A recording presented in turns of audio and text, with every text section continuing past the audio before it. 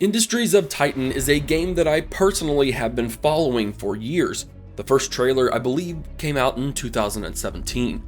There was a lot of mystery surrounding the game up to release, and now that it's out in the open, I wanted to dive in quickly so I could get this review out to let the masses know if this early access game is worth your money or not. Full disclosure, I did receive a code for free just before release, and while I'm extremely thankful Brace Yourself Games provided me with this key, it will in no way affect my review. Let's dive in. As mentioned, it was never really revealed just what we would be doing in this game. All I could really figure out before release was that you were in charge of a faction or corporation of sorts doing industrial things on Saturn's largest moon, Titan, and that there were ships that you could shoot and buildings that would go underground. What is now known is much different than anything I had ever thought of. In this cyberpunk-esque city building slash strategy slash simulation game, you are indeed in charge of a faction and or corporation, sent down as the new guy to Titan's surface. Once there, you'll find nearly every square inch covered in ruins, lakes, or resources. The ruins are from a previous civilization of humans that epically failed in their quest to colonize Titan a very, very long time ago. The resources, minerals, and isotopes are what everyone's here to try and mine the fastest. As head of the faction, it's your job to establish your presence on the moon, where you'll harvest these various resources through claiming squares and to construct buildings that will aid the rise of your empire through expansion. You need gas siphoned from the toxic air to power your electricity, and you'll need to set up a system of relays and outlets to ensure that everything, and I mean everything, is connected to the grid. There are a host of different mechanics, employees that work 24/7 to do your bidding, be it gathering minerals, surveying and dismantling ruins, even cleaning up waste and garbage left from the operations of your empire. You can bring in citizens that hang around and literally monetize them to fund your operations.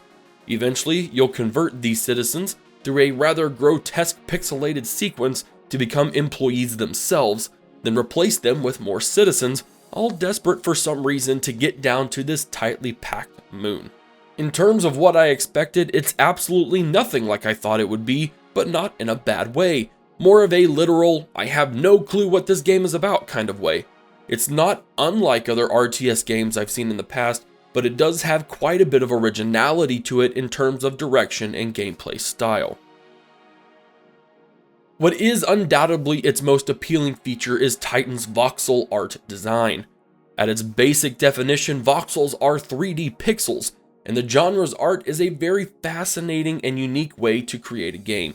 It's weird to think of pixels and high resolution going well together, but in Industries of Titan it works in ways I honestly didn't think possible.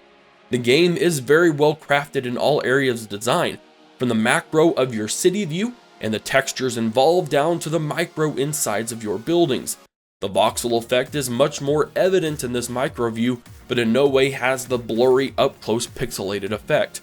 Every single pixel is high resolution, even at 4K.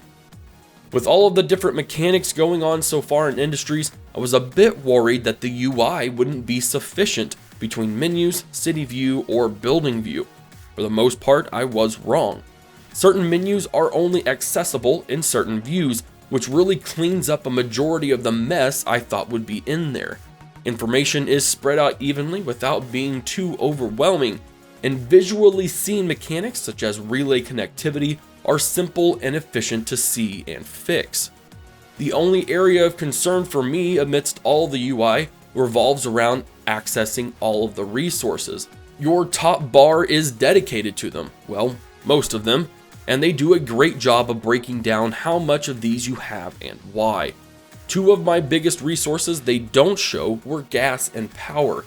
While you can click on any of these production buildings or storage facilities and get a detailed breakdown of your consumption versus generation, it's only when checking those buildings that you can access this information. Several times while playing, my entire empire would just shut down for no apparent reason, only to find out that, hey, you're using too much gas or electricity than you generate. I should be able to access these 2 bits of very crucial information with my other resources, and not by going and routinely clicking on the production buildings themselves to see if I have a consumption issue.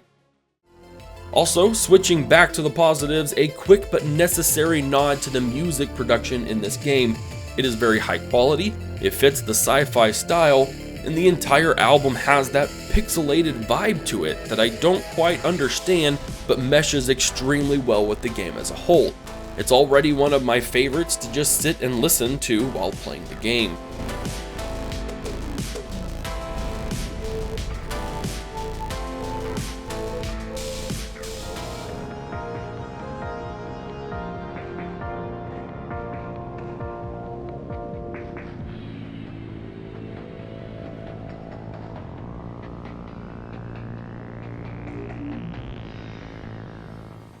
So cheers to Brace Yourself Games on that front.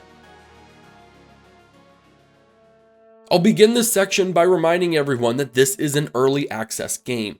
For those few who might not know what that means, early access is designed to release a game that is not completely finished, in an effort to gain some revenue and capital while also taking player feedback to make the game even better before the final release. These types of games tend to be rather hollow on first go, with a roadmap of consistent updates to keep adding to the game. Industries of Titan does have a roadmap, and quite the extensive one at that. Features such as transportation, combat, weather, population management, quests, and technology are all planned to be added into the game, hopefully within the first year. This is awesome to see, and it gives you a great idea as to what is coming in the future. However, the early access game we have now is pretty dang bare bones. 3 resources, not counting power and gas, 15 buildings, many of which are only larger city versions of their smaller inner building versions, 2 types of people, and only air-to-ship defensive towers. Once you get the systems and mechanics down, there's not a whole heck of a lot to do besides rinse and repeat the same expansion model of taking over squares and building the same buildings with the same innards to min-max what little you can do. The other side to early access are the bugs and balancing, which of course is normal for these type of early access games. But here, the bugs are plenty. In my 12 hours or so of playing different difficulties and scenarios, I have encountered somewhere in the region of 3 to 4 dozen crashes or freezes, from trying to place a specific building, accessing a certain menu, a refusal of my employees to follow my task priorities, and having my entire electrical reserves in the several thousands be depleted immediately as soon as I'm consuming more than I'm producing. Several of these game crashing bugs caused me to start over completely, since the crashes would happen immediately after I loaded a save. I have played a lot of early access or pre-release builds in my time on the channel, and while I know of games that have had more bugs, I personally have yet to play one that has had as many as Industries of Titan, unfortunately. The big question has arrived. Should you purchase this early access game or not? The answer isn't quite so simple. From a strictly gameplay perspective at this point in time, the game is not worth $30.